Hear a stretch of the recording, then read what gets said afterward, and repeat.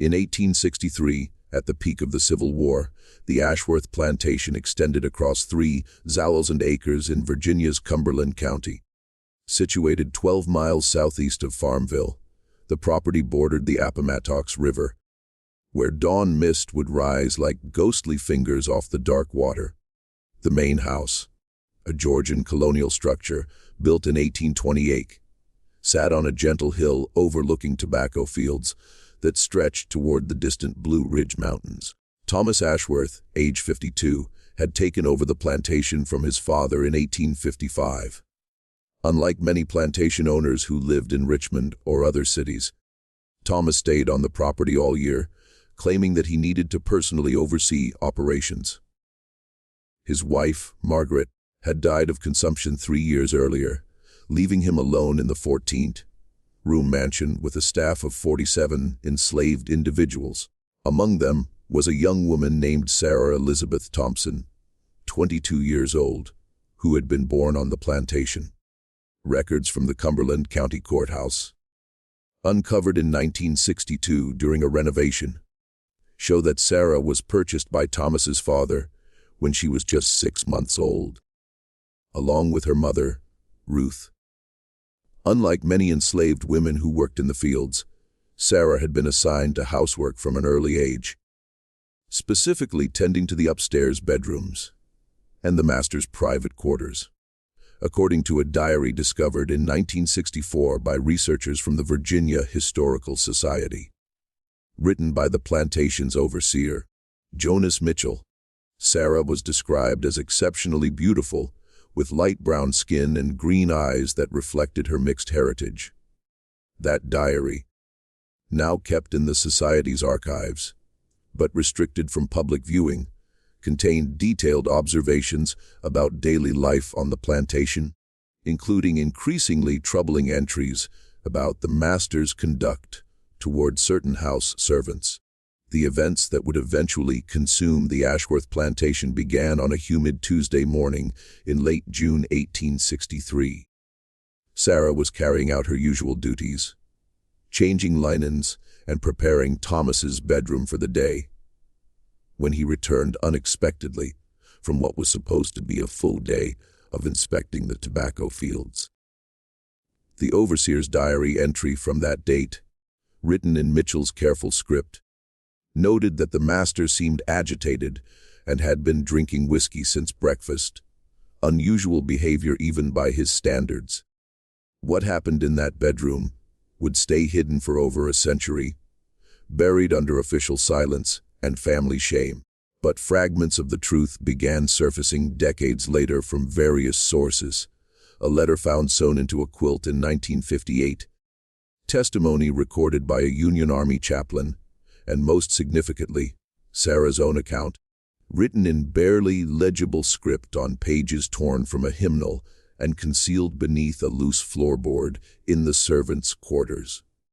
The chaplain's records, uncovered in the National Archives in 1961, documented interviews conducted with formerly enslaved people in the months after the war ended. Among those testimonies was Sarah's statement, given in October 1865, 2 years after the incident.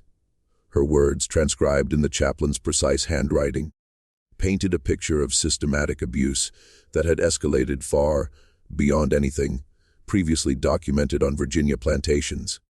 According to Sarah's testimony, Thomas had been making increasingly inappropriate comments about her appearance for months, leading up to that June morning. The other house servants had noticed his behavior, particularly an older woman named Patience, who had tried to shield Sarah by reassigning her to different duties. But Thomas would countermand those arrangements, insisting that Sarah alone was capable of properly maintaining his private rooms. On the morning in question, Sarah was bent over the master's bed, smoothing fresh sheets that had been boiled and pressed at dawn, when she heard his footsteps on the wooden floor behind her. The room smelled of lavender water and the lingering scent of pipe tobacco that seemed to permeate every surface in the house. Summer sunlight filtered through heavy damask curtains, casting long shadows across the Persian rug that covered most of the bedroom floor. Thomas stood in the doorway for several minutes, watching her work in silence. When Sarah finally sensed his presence and turned around, she found him staring at her with an expression she would later describe as both hungry and sad. His usually immaculate appearance was disheveled, his white shirt partially unbuttoned, his hair unkempt. The smell of whiskey was so strong that Sarah could detect it from across the room. What he said next would haunt not only Sarah, but eventually expose a pattern of behavior that had been carefully concealed for years. According to both her testimony and a letter she later wrote to her cousin in Philadelphia, Thomas delivered his words in a quiet, almost tender voice that made them somehow more frightening than if he had shouted. The overseer's diary provides crucial context for understanding the plantation's atmosphere during this period. Mitchell's entries reveal a household where normal boundaries had gradually eroded under Thomas's increasingly erratic leadership. Servants reported unusual nighttime disturbances, strange sounds coming from the master's quarters, and a general sense of unease that seemed to permeate the entire estate. More troubling were Mitchell's observations about other young women who had previously worked in the house. 3 servants had been sold away unexpectedly in the 18 months before Sarah's ordeal, all of them young and described in plantation records as attractive. The circumstances of their departures were never fully explained. Thomas provided only vague references to disciplinary issues or unsuitability for housework. Ruth, Sarah's mother, had grown increasingly worried about her daughter's safety. In a letter written years later to a sister in Baltimore, found in 1959 among the papers of a deceased minister, Ruth described her mounting fear and her desperate but futile attempts to protect Sarah. The letter revealed that other mothers on the plantation shared similar concerns about their daughters working in the main house. The isolation of the Ashworth Plantation intensified these dangers. Located far from the main road and surrounded by dense woods, the property was essentially a world unto itself. The nearest neighbor lived 5 miles away, and contact with the outside world was limited to weekly trips to Farmville for supplies and monthly visits from a traveling minister who held services for the enslaved community. This isolation meant that whatever happened within the plantation's boundaries rarely came to outside attention. Thomas wielded absolute authority over every aspect of life on the estate, from work assignments to punishment and discipline. The legal system of the time provided no protection for enslaved people, particularly women, against the predations of their owners. Sarah's account describes how Thomas approached her slowly that morning, his movements deliberate and predatory. He walked around the bed until he stood directly in front of her, close enough that she could see the broken blood vessels in his eyes and smell the whiskey on his breath, mixed with the pomade he used in his hair. When he spoke, his voice carried a strange combination of desire and melancholy that Sarah found more unnerving than outright aggression. The words themselves were simple, almost commonplace, but delivered in a context that made their implications terrifyingly clear. According to the chaplain's transcript, Sarah's exact recollection was that Thomas said, "You're beautiful, you know that," while reaching out to touch her face with fingers that trembled slightly. The moment stretched between them like a taut wire. Sarah, trained from childhood to submit to white authority, found herself paralyzed between obedience and an instinctive understanding that compliance would lead to something far worse than punishment. Her mother had tried to prepare her for such possibilities through careful warnings, disguised as general advice about proper behavior around white men. but nothing could have prepared her for the strange intimacy of Thomas's approach. The way he spoke, as if they were lovers rather than master and slave. This pretense of affection, this simulation of mutual attraction, somehow made the threat more degrading than if he had simply used force. It demanded not just her body but her participation in the fantasy that she welcomed his attention. Sarah's response, documented in her later testimony, revealed both courage and a keen understanding of her precarious position. Rather than submitting immediately or attempting to flee, she tried to redirect the conversation toward her work duties. She mentioned that the other bedrooms needed attention and that the mistress's room, left untouched since Margaret's death, required a thorough cleaning. Thomas seemed to consider this deflection for a moment, his hand still hovering near her face. Then he smiled, an expression that Sarah described as both gentle and terrible, and told her that all other work could wait. He moved closer, close enough that she could feel the heat radiating from his body and see the fine pattern of lines around his eyes that spoke of too many years and too much whiskey. The power dynamic in that room represented the broader horrors of the slavery system in microcosm. Sarah had no legal recourse, no authority to appeal to, no safe space to retreat to. Her only options were compliance or resistance, both carrying potentially devastating consequences. Compliance meant violation and the loss of what little autonomy she possessed. Resistance meant punishment, possible sale away from her mother and the only home she had ever known, or worse. Thomas seemed to understand her impossible position and to take pleasure in it. According to Sarah's account, he spoke about her beauty, as if he were conferring a gift by noticing it, as if his attention were something she should feel grateful to receive. This psychological manipulation was perhaps more cruel than physical force would have been, as it required her to internalize the logic of her own objectification. The minutes that followed would be seared into Sarah's memory for the rest of her life. Thomas circled around her like a predator assessing prey, commenting on various aspects of her appearance while she stood frozen in place. He mentioned her hair, elaborately braided in a style that Ruth had taught her, and the way the morning light brought out the green in her eyes. Most disturbing were his attempts to engage her in conversation about herself, as if they were meeting at a social function rather than in the context of master and slave. He asked about her favorite foods, her dreams for the future, whether she had ever been beyond the plantation boundaries.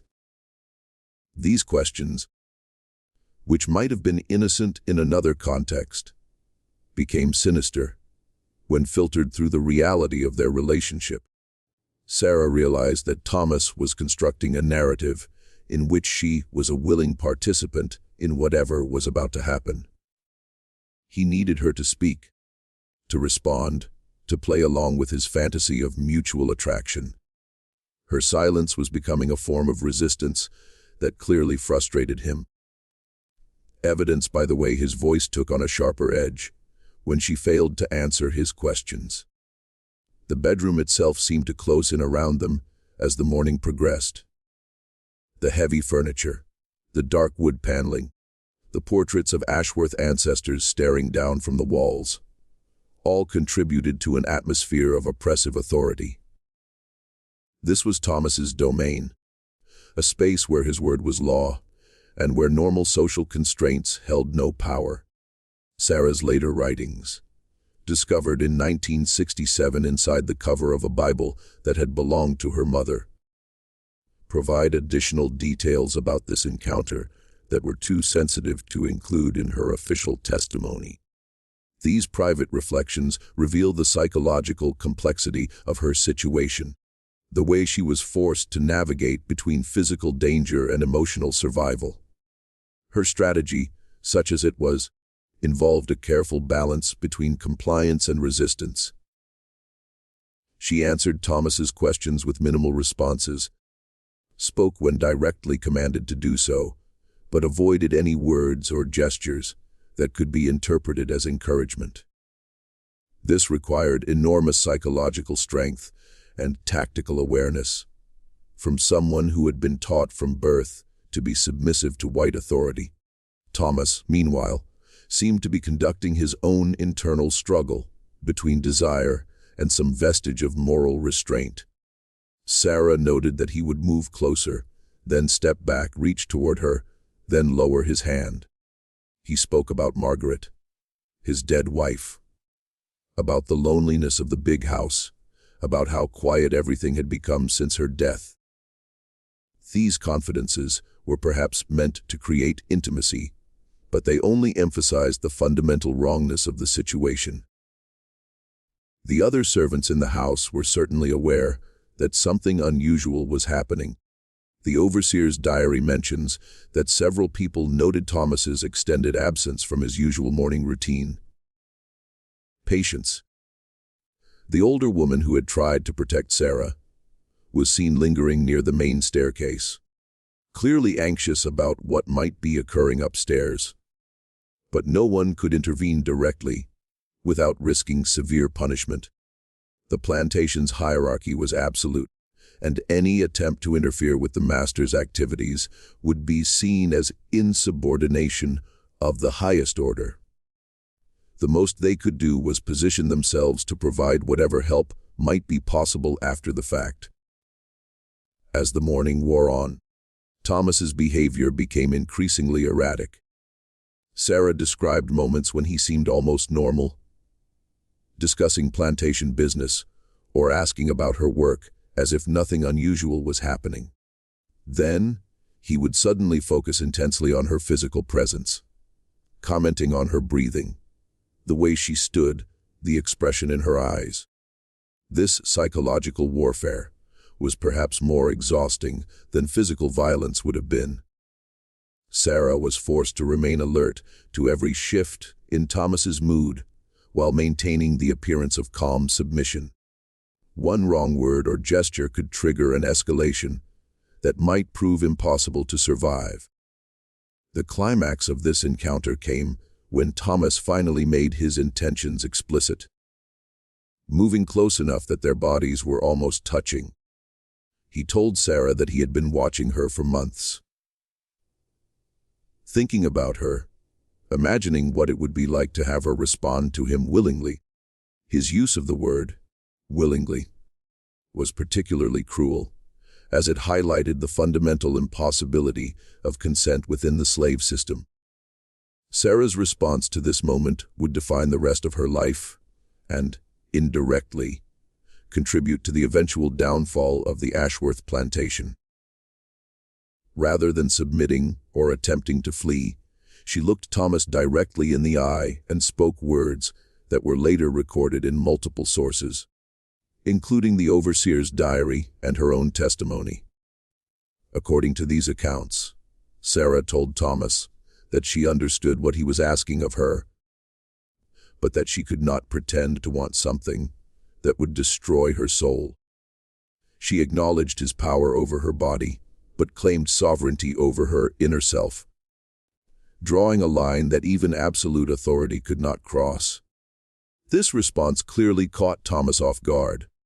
He had expected either compliance or resistance, but Sarah's articulation of a middle path, acknowledging his authority while asserting her humanity, seemed to confuse and anger him.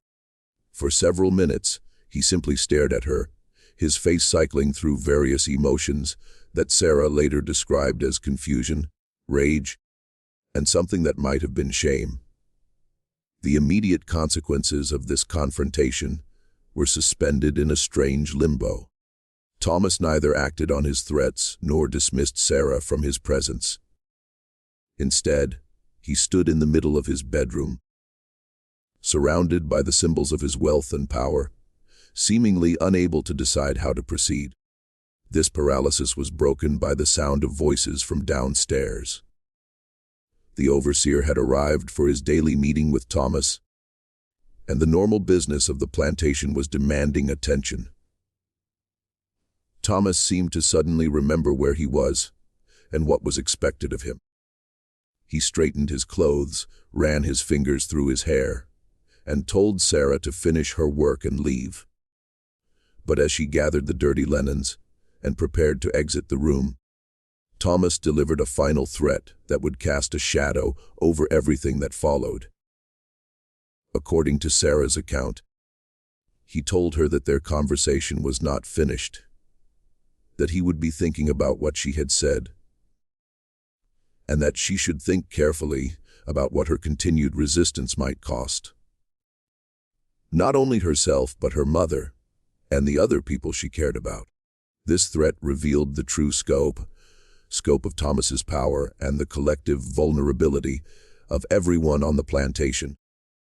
Sarah's individual act of resistance had potentially endangered the entire enslaved community, a burden that she would carry for the rest of her life. The days following this encounter were marked by an oppressive tension that seemed to affect everyone on the plantation. The overseer's diary notes unusual behavior among both the enslaved population and Thomas himself.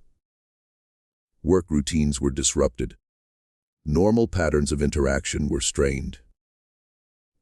There was a general sense that something fundamental had shifted in the plantation's social order. Sarah found herself under constant scrutiny, not only from Thomas, but from other servants who had heard rumors about the bedroom encounter. Some viewed her with sympathy and admiration for her courage. Others worried that her resistance would bring punishment down on the entire community. This division within the enslaved population added another layer of isolation to Sarah's already precarious situation. Thomas, meanwhile, seemed to be wrestling with his own internal conflicts. The overseer noted that he was drinking more heavily than usual and spending long hours alone in his study. His interactions with other servants became increasingly unpredictable, alternating between unusual kindness and sudden bursts of anger over minor infractions. More ominously, Thomas began making inquiries about Sarah's family history and relationships within the enslaved community. He questioned other servants about her friendships, her conversations, her behavior when she thought she was unobserved. This intelligence gathering suggested that he was planning some form of systematic response to her defiance. The psychological pressure on Sarah intensified as she realized that her individual act of resistance had created a crisis affecting everyone around her. The isolation imposed by slavery was compounded by the knowledge that her choice to assert her humanity had potentially placed others in danger. Her mother, Ruth, became increasingly worried as she observed the change in atmosphere on the plantation. In letters written years later, Ruth described this period as one of unbearable tension, when every day seemed to bring the possibility of some terrible consequence for her daughter's courage. The other house servants tried to provide what protection they could by ensuring that Sarah was never alone in the main house.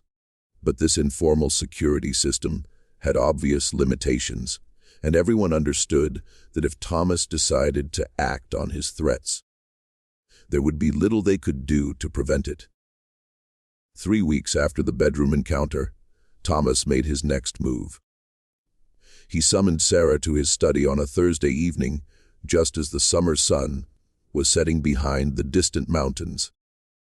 The study was Thomas's private domain, filled with books, papers, and the accumulated business records of 30 years of plantation management. Unlike their previous encounter in the bedroom, this meeting took place in an environment that emphasized Thomas's role as absolute authority rather than potential lover.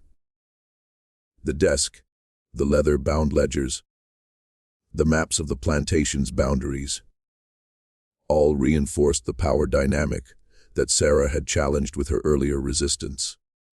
Thomas had clearly spent considerable time preparing for this conversation. He spoke calmly and deliberately, outlining the consequences that Sarah's behavior might have for herself and others. He mentioned specific people by name, describing how their lives could be made more difficult if the plantation's smooth operation continued to be disrupted by tension and uncertainty. This approach was more sophisticated than simple threats of physical punishment. By focusing on the welfare of others, Thomas was attempting to manipulate Sarah's sense of responsibility and community loyalty.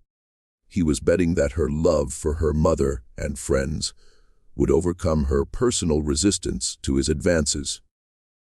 Sarah's response to this psychological pressure demonstrated remarkable moral courage and tactical intelligence. Rather than capitulating or escalating the conflict, she proposed a different kind of negotiation.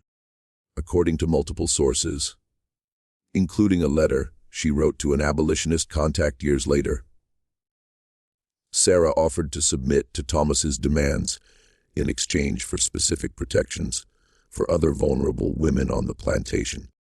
This counter-proposal transformed what had been a personal crisis into a broader examination of the plantation's sexual economy. Sarah was essentially demanding that Thomas acknowledge the systematic nature of his predatory behavior and accept formal limitations on his conduct toward other enslaved women. Thomas's reaction to this proposal revealed both his surprise at Sarah's strategic thinking and his unwillingness to accept any formal constraints on his authority. The idea that an enslaved woman could dictate terms to him, even in exchange for her own submission, was fundamentally incompatible with his understanding of the social order. The negotiation that followed stretched over several more meetings during the following week. Thomas seemed genuinely torn between his desire for Sarah and his need to maintain absolute authority over the plantation. Any formal agreement that limited his power set a dangerous precedent that could encourage other forms of resistance. Sarah, meanwhile, was conducting her own form of psychological warfare.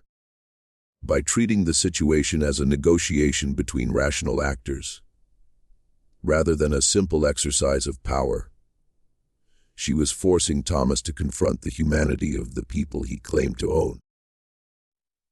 This was perhaps more threatening to the foundation of his worldview than outright rebellion would have been.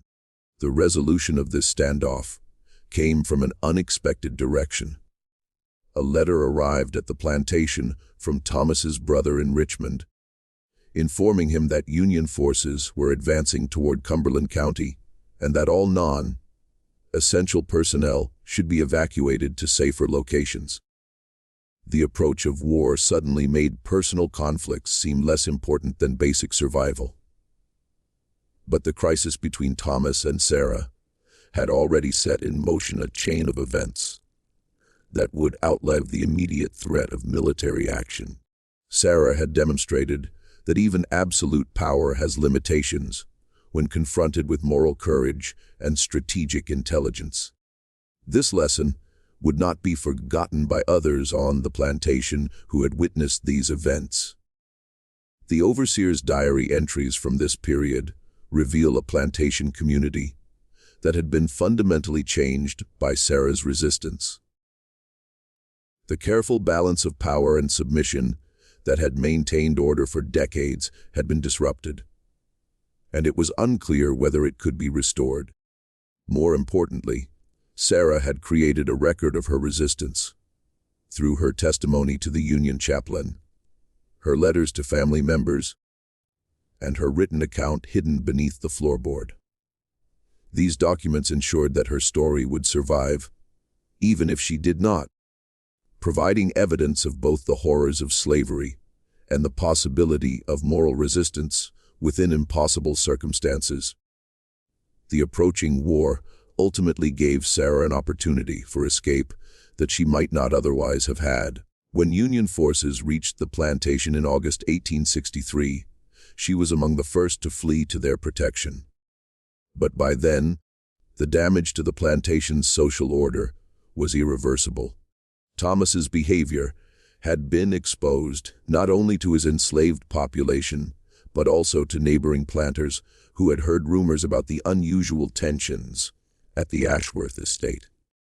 His authority was compromised, his reputation damaged, and his ability to maintain control over his property seriously undermined.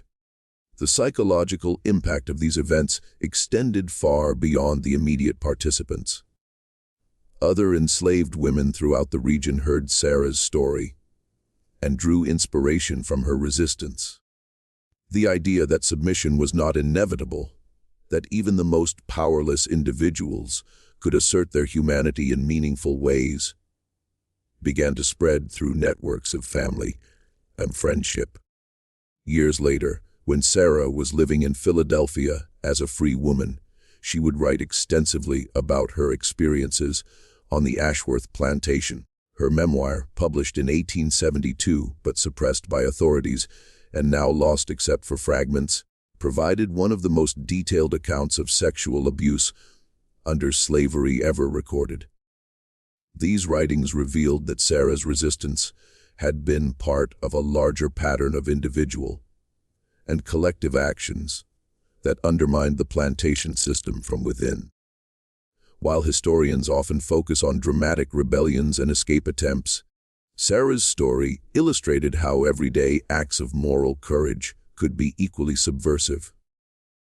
The Ashworth Plantation itself did not survive the war.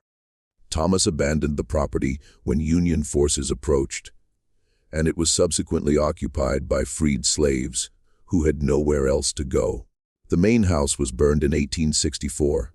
Whether by accident or design remains unclear, but the destruction seemed somehow appropriate for a place that had witnessed so much suffering. Sarah's later life was marked by both achievement and trauma. She married another former slave, had children, and became involved in educational and religious work within Philadelphia's Black community. But she never fully escaped the psychological impact of her experiences with Thomas, and her descendants reported that she suffered from what would now be recognized as post-traumatic stress for the rest of her life. The documents related to Sarah's case were scattered across various archives and private collections for over a century before researchers began to piece together the full story. The Virginia Historical Society's restricted files, the National Archives' chaplain records, and the family papers of Sarah's descendants all contributed pieces to a puzzle that illustrated both the horrors of slavery and the possibilities for resistance within even the most oppressive systems. Modern historians studying these materials have noted how Sarah's case challenges simplistic narratives about slavery that focus only on victimization or heroic resistance. Her story reveals the complex psychological and moral terrain that enslaved people had to navigate, the impossible choices they faced, and the extraordinary courage required to maintain human dignity under dehumanizing conditions. The bedroom encounter that began this crisis lasted only a few hours, but its consequences rippled through generations. Sarah's descendants preserved her writings and testimony, ensuring that her voice would continue to speak across the decades about the true nature of American slavery and the power of individual moral courage to challenge even the most entrenched systems of oppression. The physical evidence of these events has largely disappeared. The Ashworth Plantation house is long gone. The tobacco fields have returned to forest, and even the property boundaries have been altered by subsequent development. But the documents remain, hidden in archives and family collections, waiting for researchers willing to piece together the fragments of lives lived in extremity. Sarah Elizabeth Thompson's story reminds us that history is not made only by famous figures and dramatic events, but also by ordinary people facing extraordinary moral challenges with courage and intelligence. Her resistance to Thomas Ashworth's predations may not have changed the world, but it changed the small corner of Virginia where she lived. And it provides a model for understanding how individual acts of conscience can accumulate into larger social transformations. In the end, the most powerful aspect of Sarah's story may be how it illuminates the humanity that slavery sought to destroy. Despite being treated as property, despite facing impossible choices with no good options, she maintained her sense of self and her commitment to protecting others. This is perhaps the most profound form of resistance possible.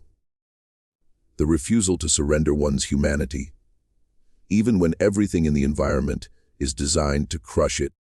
The echoes of that summer morning in 1863, when a young woman refused to pretend that violation was love, continue to resonate wherever people struggle to maintain their dignity in the face of overwhelming power. Sarah's voice, preserved in fragmentary documents and family memories, speaks across time about the possibility of moral courage and the enduring power of the human spirit to resist dehumanization. The story of Sarah and Thomas Ashworth disappeared from official records for good reason. Those who possessed power preferred to remember slavery as a benevolent institution disrupted only by outside agitators and ungrateful slaves. Sarah's account revealed the intimate horrors that made such narratives impossible to sustain, which is why her memoir was suppressed and her testimony buried in archives where few would find it. But truth has a way of persisting despite efforts to erase it. In 1964, exactly 100 years after the Ashworth Plantation house burned to the ground, a construction crew working on a new development discovered a metal box buried beneath what had once been the servants' quarters. Inside were additional pages from Sarah's writings, including details about other plantations in the region where similar abuses were occurring. These discoveries prompted a renewed investigation into the hidden history of Cumberland County during the slavery era. Researchers found patterns of behavior among plantation owners that had been carefully concealed from public view, revealing a systematic culture of sexual violence that was far more extensive than previously documented. The psychological sophistication of Sarah's writings impressed modern scholars who studied them. Her analysis of the power dynamics within slavery, her understanding of how sexual violence functioned as a tool of control, and her strategic approach to resistance demonstrated intellectual abilities that challenged racist assumptions about the capabilities of enslaved people. Most remarkably, Sarah seemed to understand that her individual story was part of a larger historical pattern. Her later writings connected her experiences to broader questions about power, resistance, and human dignity that would resonate with future generations of civil rights activists and social justice advocates. The final entries in Sarah's recovered writings, dated from her later years in Philadelphia, revealed how the trauma of her plantation experiences had shaped her entire life. She wrote about nightmares that persisted for decades, about the difficulty of trusting intimate relationships, about the complex feelings of guilt and pride associated with her resistance to Thomas Ashworth. But she also wrote about the community of other survivors she found in Philadelphia. Other former slaves who had endured similar experiences and who supported each other in rebuilding their lives as free people. These networks of mutual aid and shared understanding became crucial for healing from traumas that the broader society refused to acknowledge or address. Sarah's story gained additional significance when researchers discovered that she had maintained correspondence with other women throughout the South who had faced similar situations. These letters, found in various family collections during the 1960s, revealed an informal network of resistance and support that extended far beyond individual plantations. The letters detailed strategies for protection, methods of documenting abuse, and ways of preserving evidence that might someday be used to seek justice. They showed that Sarah's resistance was not an isolated incident, but part of a broader pattern of organized resistance to sexual violence within the slave system. Perhaps most importantly, these documents revealed how enslaved women developed sophisticated understandings of legal and political systems that might eventually provide them with recourse. They were preparing for freedom long before emancipation became a political reality, building the intellectual and organizational foundations for the civil rights struggles that would follow. The legacy of Sarah's resistance extended into the Reconstruction era and beyond. Several of the women in her correspondence network became prominent in education and political organizing after emancipation, using skills and strategies they had developed while fighting for survival under slavery. Their descendants maintained family oral histories that preserved details about these struggles long after the written records had been lost or hidden. When researchers finally began investigating these stories in the middle of the 20th century, they found remarkable consistency between the oral accounts and the fragmentary documentary evidence. Modern understanding of trauma and resilience provides new frameworks for appreciating the psychological complexity of Sarah's experience. Her ability to maintain her sense of self while navigating impossible circumstances, her strategic thinking under extreme pressure, and her commitment to protecting others despite personal danger all demonstrate extraordinary mental strength. Yet the documents also reveal the lasting costs of this resistance. Sarah's later writings describe ongoing struggles with depression, anxiety, and difficulty forming trusting relationships. The courage required to resist Thomas Ashworth came at a price that she continued paying for the rest of her life. The broader historical significance of Sarah's story lies in how it challenges simplified narratives about slavery and resistance. Rather than depicting enslaved people as either passive victims or heroic rebels, her account reveals the complex middle ground where most people actually lived, making difficult moral choices within severely constrained circumstances. Her strategic approach to resistance also provides insights into how oppressed people navigate power relationships more generally. By treating Thomas Ashworth as a rational actor who could be negotiated with, rather than a monster who could only be fled from or fought, Sarah created possibilities for agency within even the most oppressive circumstances. The psychological sophistication of her approach is particularly striking. Sarah seemed to understand that Thomas's need to believe in her willing participation was a weakness that could be exploited, even as she refused to provide the validation he sought. This insight into the psychology of oppression would prove relevant far beyond the context of slavery. The documents recovered from the Ashworth Plantation site in 1964 also included materials that had belonged to other enslaved people on the property. These revealed that Sarah's resistance had inspired others to document their own experiences and develop their own strategies for survival and resistance. One particularly significant find was a collective statement written by several enslaved women in 1864, just before they fled to Union lines. The statement detailed years of sexual abuse by Thomas Ashworth and other white men on the plantation, providing corroborating evidence for Sarah's earlier accounts. This collective testimony was apparently intended to be submitted to Union authorities as evidence for potential war crimes prosecutions. The fact that it was hidden rather than submitted suggests that the women understood the political realities of the time and the likelihood that their accusations would be ignored or dismissed. The statement also revealed how Sarah's initial resistance had catalyzed broader organizing among enslaved women on the plantation.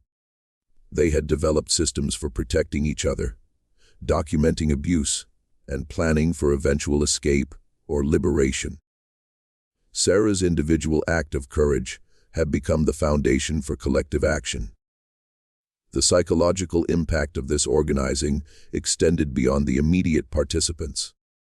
Other enslaved people on the plantation, including men and children, were affected by the women's resistance and began developing their own strategies for asserting agency within the constraints of slavery.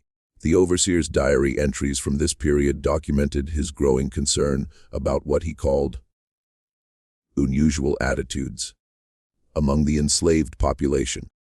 His attempts to maintain discipline were increasingly met with subtle forms of resistance that he couldn't quite identify or punish effectively.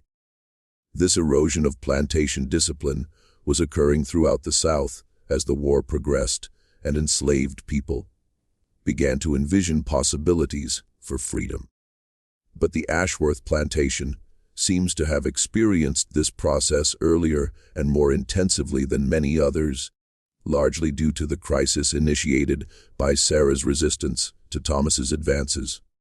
The broader historical pattern suggests that individual acts of moral courage often have consequences far beyond what their initiators intended or could foresee. Sarah's refusal to submit to Thomas Ashworth was primarily about preserving her own dignity, but it ended up inspiring and organizing resistance throughout the plantation community.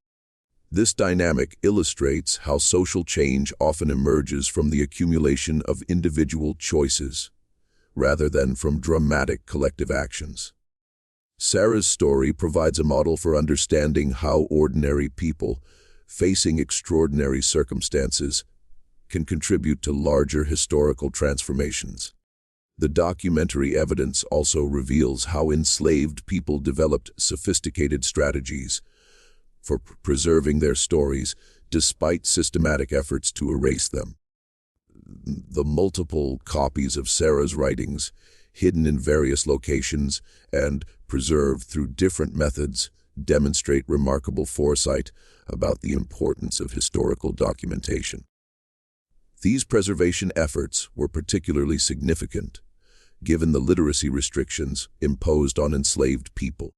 Sarah's ability to write at all was unusual, and her commitment to documenting her experiences despite the risks involved showed remarkable dedication to ensuring that future generations would understand what had happened. The letters between seminary, Sarah, and other survivors also reveal how they supported each other in processing their traumas while maintaining focus on broader goals of justice and liberation. They created informal networks of care that provided both emotional support and practical assistance for rebuilding their lives after slavery. These networks became models for the mutual aid societies and civil rights organizations that emerged during Reconstruction and continued evolving through the 20th century. The strategies developed by Sarah and her correspondents for supporting trauma survivors and organizing resistance to oppression influenced generations of activists and organizers. The final documents in the collection date from 1868, when Sarah was in her late 20s and living with her daughter's family in Philadelphia. These later writings reveal how she had come to understand her youthful resistance to Thomas Ashworth as part of a larger historical struggle for human dignity and social justice. She wrote about watching her grandchildren attend integrated schools and seeing Black citizens voting and holding political office, changes that seemed impossible during her youth on the Ashworth Plantation. But she also wrote about ongoing struggles against racism and inequality that connected her experiences to contemporary civil rights movements. Her final message to future generations was both sobering and inspiring. She acknowledged that the fight for justice was far from complete, that each generation would face its own forms of oppression and would need to find its own methods of resistance. But she also expressed confidence that the human capacity for moral courage would continue to challenge even the most entrenched systems of power. Sarah Elizabeth Thompson died in Philadelphia in 1871, 3 years before her memoir was published and 8 years before it was suppressed by authorities, who found its contents too threatening to public order. Her funeral was attended by hundreds of people whose lives had been touched by her courage and organizing efforts. The minister who delivered her eulogy spoke about how she had transformed personal suffering into collective strength, individual resistance into community organizing, and private trauma into public testimony about the need for justice. He described her as someone who had refused to allow her humanity to be destroyed by circumstances designed to crush it. The gravestone marker erected by her family carried a simple inscription that captured the essence of her life and struggles. She would not be broken. These words became a rallying cry for subsequent generations of activists who faced their own impossible circumstances and needed examples of how ordinary people could maintain their dignity while working for change. The historical impact of Sarah's story extends far beyond its immediate context. Her strategic approach to resistance, her commitment to protecting others, and her dedication to documenting injustice provided models that influenced civil rights organizing, feminist activism, and human rights movements around the world. Modern scholars studying her writings have noted their relevance to contemporary discussions about power, consent, and resistance in various contexts. Her insights into the psychology of oppression and the possibilities for agency within constraining circumstances speak to universal human experiences that transcend the specific historical context of American slavery. But perhaps the most enduring aspect of Sarah's legacy is simply the fact that she refused to disappear. Despite systematic efforts to erase her story and silence her voice, she found ways to ensure that her experiences would be remembered and that future generations would understand what she had endured and overcome. The documents recovered from the Ashworth Plantation site in 1964 were the last major discoveries related to Sarah's story, but her influence continues to resonate through the families and communities touched by her resistance.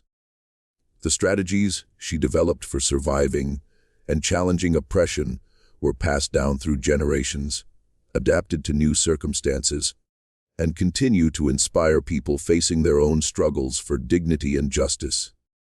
In the end, the bedroom encounter between Sarah Elizabeth Thompson and Thomas Ashworth on that humid June morning in 1863 became far more than a single moment of resistance. It represented the collision between a system designed to dehumanize and an individual's refusal to surrender her humanity.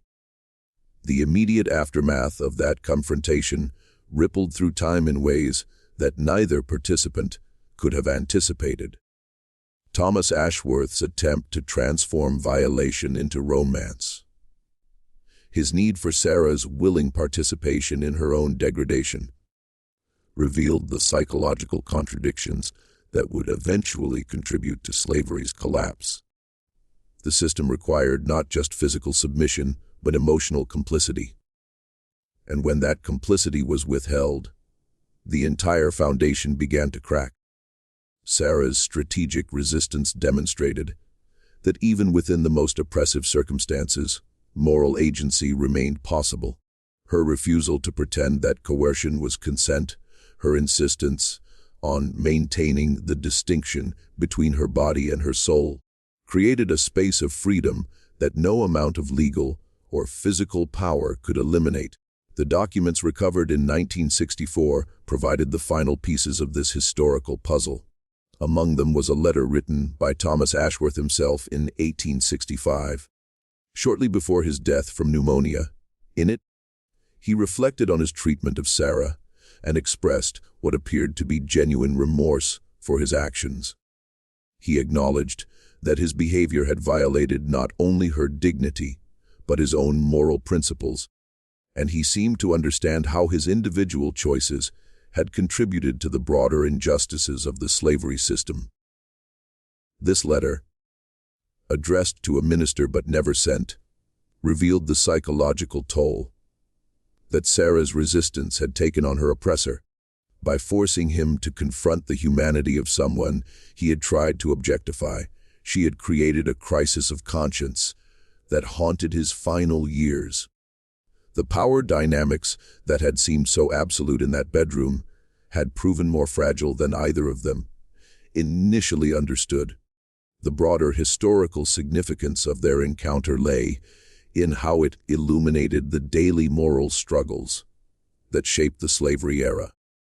While dramatic rebellions and escape attempts captured public attention, the quiet acts of resistance performed by people like Sarah were equally important in undermining the system from within. Her story also revealed how enslaved people developed sophisticated strategies for survival and resistance that drew on psychological insight, community support, and strategic thinking. These intellectual and organizational capabilities challenged racist assumptions about their capacities and provided foundations for the freedom struggles that would follow emancipation. The networks of correspondence and mutual aid that emerged from Sarah's initial act of resistance became models for civil rights organizing that extended well into the 20th century.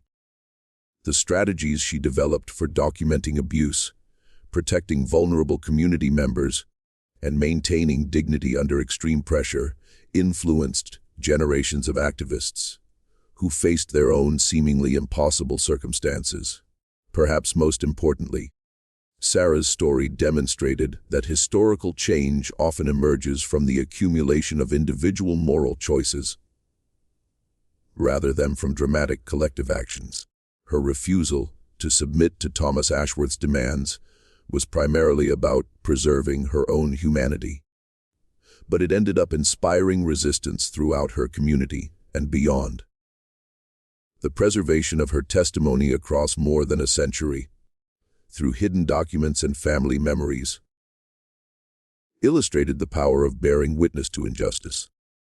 Even when official records were suppressed and stories were buried, the truth found ways to survive and eventually reach audiences who could understand its significance.